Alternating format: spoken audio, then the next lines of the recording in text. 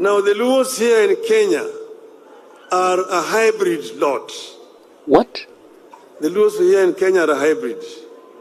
The first group that came here and landed at Gotramogi 800 years ago are called the Joke people. You know, the joke. The joke people came from Acholi. There they're called the Pajok. They live in the border between Uganda and South Sudan, a place called Nimule.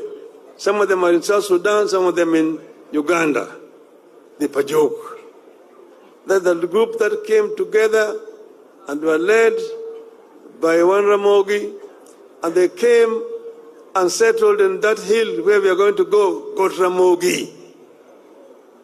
That's the first settlement of the Luo in Kenya, over 800 years ago.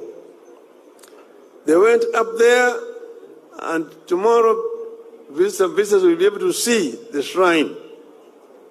There's a place where they settled, their home, Dala. There's a house there, Odd.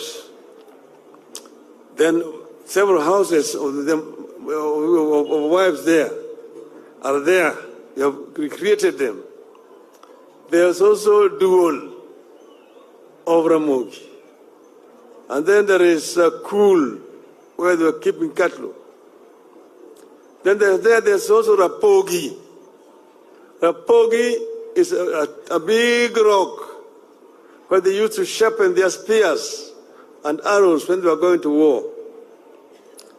Then there is also Pong, a grinding stone where they used to grind millet and other grains. And there is also Loch. This Loch was where they were hitching cows. It was put on the ground, but it grew up and became a big tree. It is there up to today.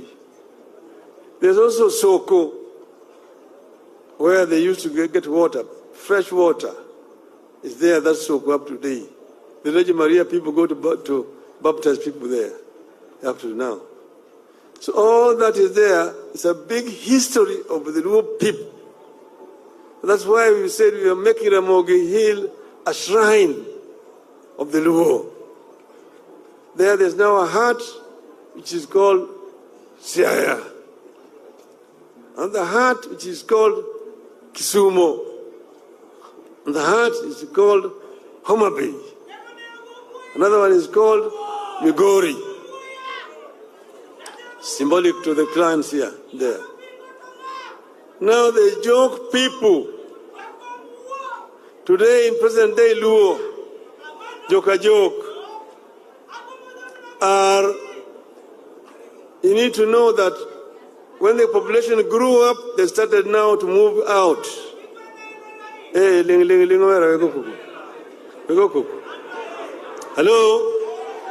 Hello? Niendelee. When the population grew, they started migrating. And they migrated, and this place here, Migwena, became the dispersal point. But the first to move out of the Gotramogi was Alego. Alego Mawuramogi. It's the one who moved from Gotramogi first and crossed the River Yala into present-day Alego. Now, today, in the present-day Alego, the descendants of Alego himself are three clans. The Jokanyinek, Seje, Mabuda Alego Maduong, and Dengi. Those are the descendants of Alego. The rest are actually settlers. But it took 250 years before the second group of migrants came. 250 years. When the second lot came, this one came from the Padola. The Padola, the Owiny brother of Padola, came with these people through the normal migration corridor, Samia, Bugwe, into Bunyala. And then after a while, they crossed the River Nzoia. They came and found the Alego people there.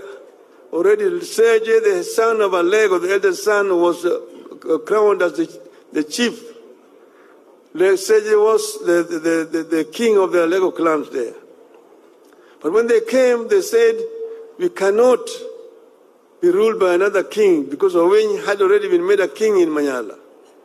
So they deposed Serge, and Oweny took over. And Oweny now became the king and began to torture the Alego people, Lord Oweny. The Oweny clan today in Alego are the Kogelo, the Kaluo, the Karuoth, the Moor,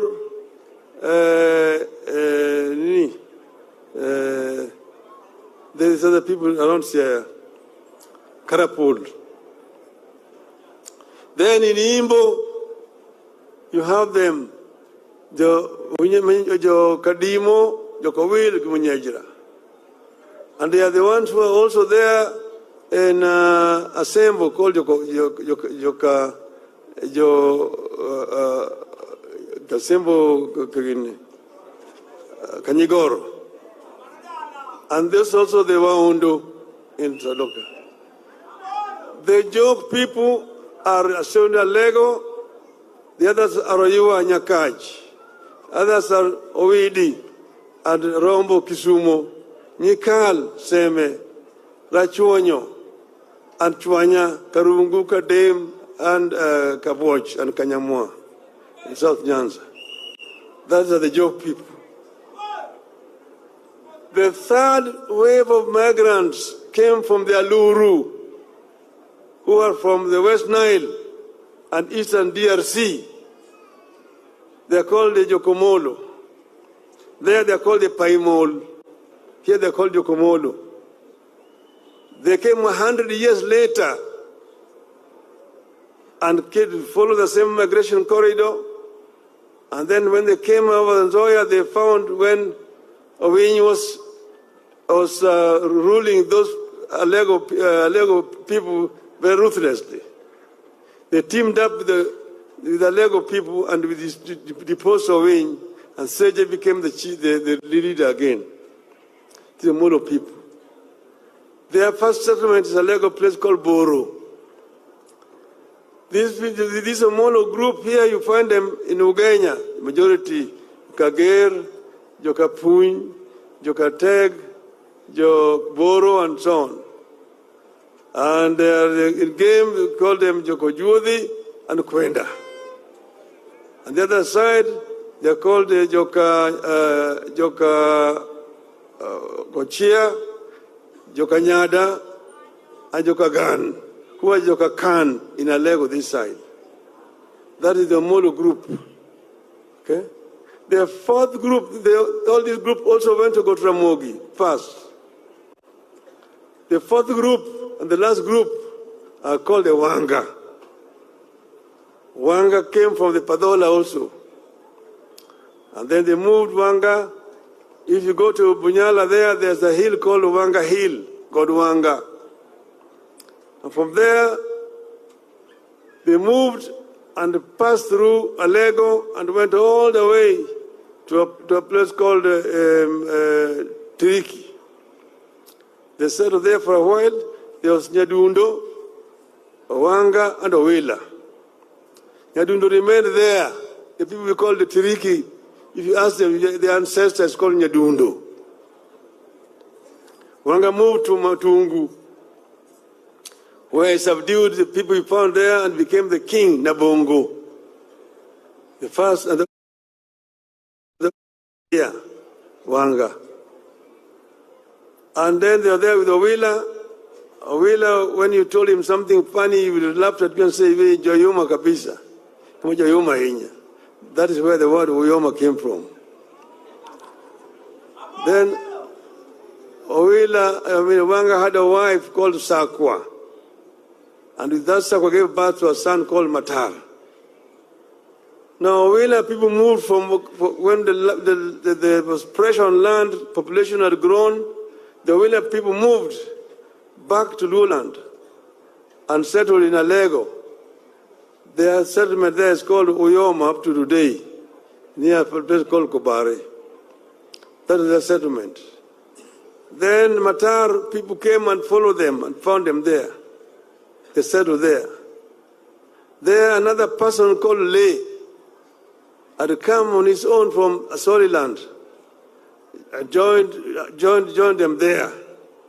This Lay, there in a Asoliland they called the Palais. The Palais came and joined. Lay had a girl who was grown up, Amolo Nyale, whom Awila married. And that is the origin of the Uyoma people, Jokamolo, Jokatwenga, Jokabudha, Jokobong. And that's why for a long time they did not used to marry with a simple Kale.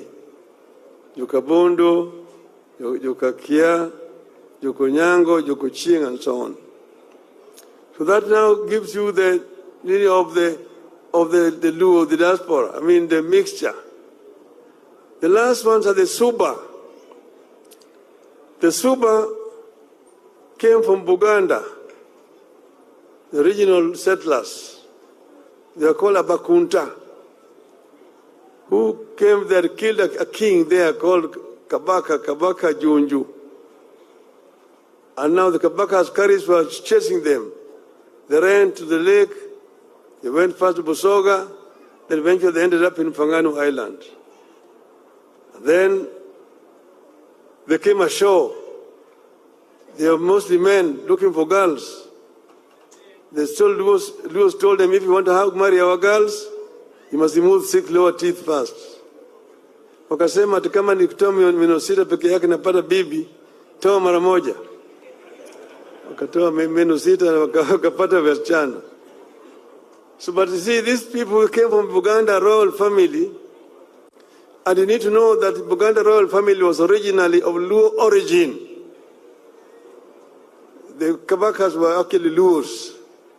I'm saying this, Ugandans will confirm, even Museveni will confirm to you when he comes. This story I'm telling you. So although they were speaking Kibantu, but for a long time in Kibaka's court, they were Luo speaking. But then because they were living with so many Bantus, they lost their tongue. And they need there. Therefore, I'm saying that although they were coming here, they were not real strangers. The Suba group. And the Subas, of course, some came from Tanzania, some came from Ukerewe Island, and so on and so forth. So all that I'm trying to say in a short is that the Luo group here is a hybrid, a mixture of the Acholi, the Padola, the Aluru, and the Baganda, which are here. This is Tanganyika, in short. But what I'm trying to emphasize here is that the Luo unity is why they have managed to survive and live up to today. Most of these places where they now settled were occupied by other people. And they pushed these people, and then they occupied the land around here, but very peacefully. This is very important. Now, there are cultures of our people which are important for children to know and understand. This is what creates a nation. So he's saying that in this country we have got communities with different cultures. We say that diversity is our richness, unity in diversity. So in celebrating this thing here, does not mean that we now want to discriminate against the Luhias. We have lived with the Luhias for a long time peacefully.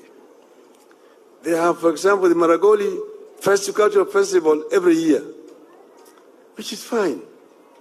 The Kisi, the Kuria, the Nandi, the Kipsigis and so on, we live together peacefully.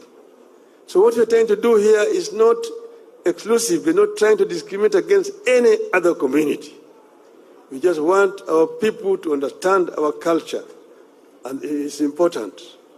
And also to participate also in business and also in other activities that make life bearable for communities. This is Legrand from Simple Generations.